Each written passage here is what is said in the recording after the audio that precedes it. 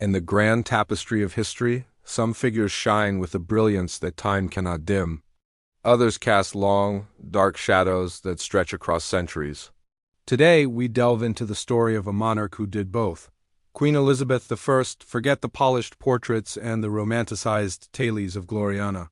We're going to explore the other side of the Virgin Queen, the ruler who wielded fear as a scepter and lit the fires that forged an empire. This is the story of Elizabeth Tudor, the queen who ruled through fear and fire. To understand the steel in Elizabeth's spine, you must first understand the terror of her childhood. Born to King Henry VIII and his second wife, Anne Boleyn, her world shattered before she could even grasp it. At just 2 years old, her mother was executed on charges of treason. Elizabeth was declared illegitimate, stripped of her title as princess, and cast into the shadows of the court.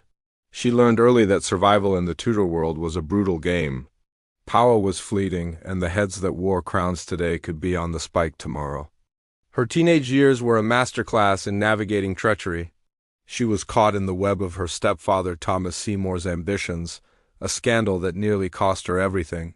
Under the reign of her devoutly Catholic half-sister, Mary I, or Bloody Mary, Elizabeth lived under constant suspicion. She was even imprisoned in the Tower of London, the very place her mother met her end. Every day was a test. Every word she spoke was weighed. She learned to be a politician before she was a woman, mastering the art of the non-committal answer, the veiled threat, and the strategic smile. This crucible of fear didn't just shape her. It forged her into a weapon. When she finally ascended the throne in 1558 at the age of 25, England was a broken nation. It was bankrupt, religiously divided, and threatened by the mighty powers of France and Spain. The young queen inherited a kingdom on its knees. Many believed a woman couldn't possibly rule alone. The court was a viper's nest of ambitious men who saw her as a pawn, a bride to be married off to the highest bidder for their own gain. They underestimated her. They saw a young woman. They failed to see the survivor who had outplayed them all just to stay alive. Elizabeth's first and most pressing challenge was religion. The bloody pendulum had swung from her father's Protestantism to her sister's Catholicism. Elizabeth, a moderate Protestant, sought a middle way. But her religious settlement was not an act of gentle compromise. It was an act of absolute authority. She declared herself the supreme governor of the Church of England. Refusal to accept her authority was not just dissent, it was treason.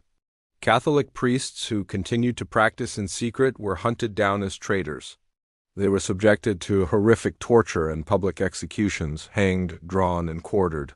This was a clear, brutal message. There was only one queen, and her will was absolute in matters of state and soul.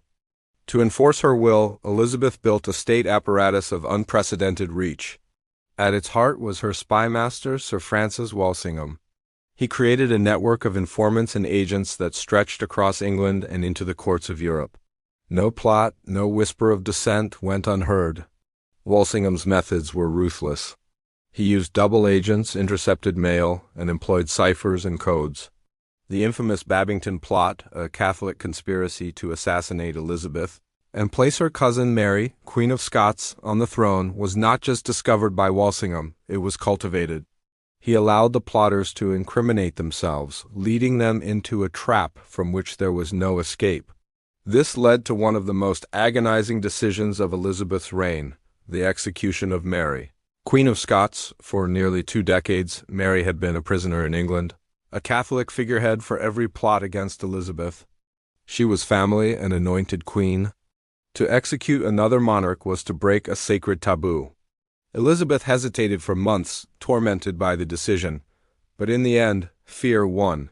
The fear of rebellion, the fear of assassination. In 1587, she signed the death warrant. When the axe fell on Mary's neck, it sent a shockwave across Europe. Elizabeth had shown the world she would sacrifice anything, and anyone, to secure her throne.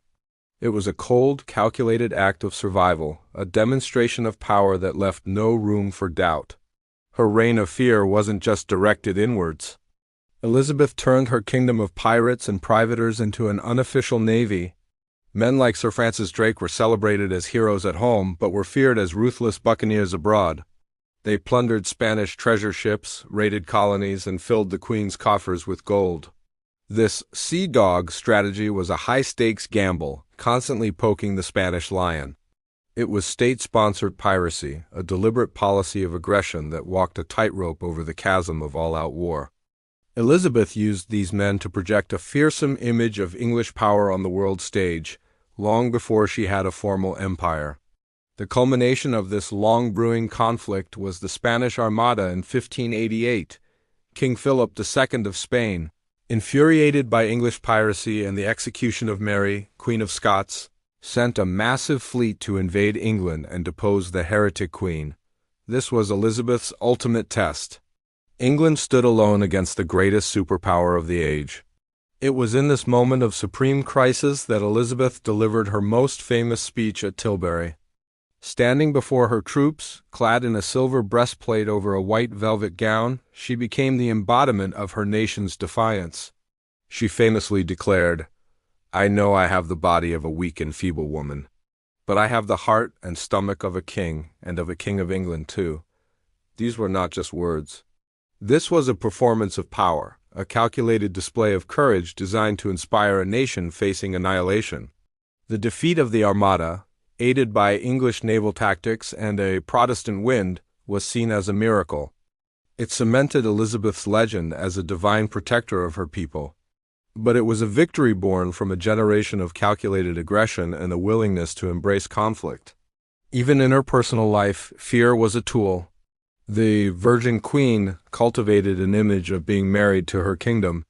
She used her unmarried status as a powerful diplomatic weapon, dangling the prospect of a royal wedding to play European princes against each other for decades. Her courtly life was a theater of devotion, where powerful men like Robert Dudley and the Earl of Essex vied for her favor like jealous lovers. But this cult of Gloriana had a dark side. When her favorites stepped out of line or grew too ambitious, her wrath was swift and terrible. The Earl of Essex, once her darling, attempted a rebellion and was summarily executed. Elizabeth proved that even those she loved were not safe from her power. Her heart was secondary to her crown. As Elizabeth grew old, the golden image began to tarnish. Her epic reign, spanning over 4 decades, ended not with a bang, but a long, melancholic whisper.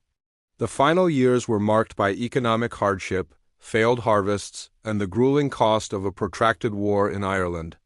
The Queen herself became a recluse, her face a mask of white lead paint hiding the ravages of time.